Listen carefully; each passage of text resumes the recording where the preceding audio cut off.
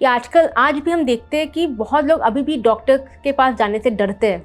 वो पहले कहीं और से कुछ इलाज करवा के डरते हैं कि डॉक्टर्स तो दवाइयाँ दे देंगे, डॉक्टर्स तो पहले ही कुछ ना कुछ मेडिकल बिल पकड़ा देंगे, वो तो पैसे बना रहे हैं। ऐसा मेंटालिटी आज भी हम सुनने को आता है।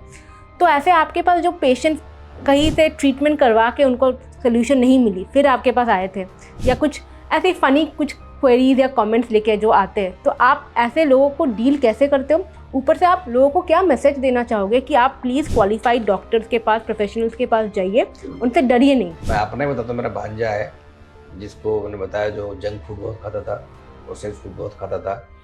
उसने कभी ब्लड टेस्ट ही नहीं कराया, कभी ब्लड टेस्ट नहीं कराया। तो 35-36 साल का था।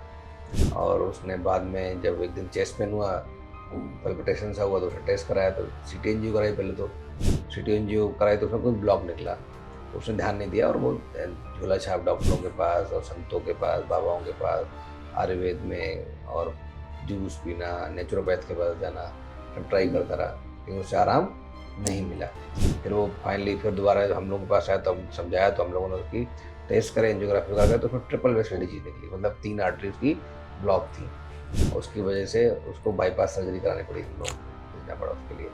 तो कहीं ना कहीं मैं फिर बोलूँगा, हमें अगर वो पहले आ जाता तो हो सकता है क्या 2 आर्टरी ब्लॉक होती हैं और टाइमली उसको मैनेजमेंट कर सकते हैं। या उसने पहले कभी टेस्ट कराए होते अपने, तो हो सकता है उसके जो ट्राइग्लिसराइड बहुत सारे बढ़े हुए थे, कोलेस्ट्रॉल बढ़ा हुआ था, उसकी दवाई से इलाज किया जा सकता था, उसको कम किया जा सकता था। और दिल्ली एनसीआर में रहता तो एयर पोल्यूशन बहुत सारा, उसका भी इम्पैक्ट रहता है यहाँ पे।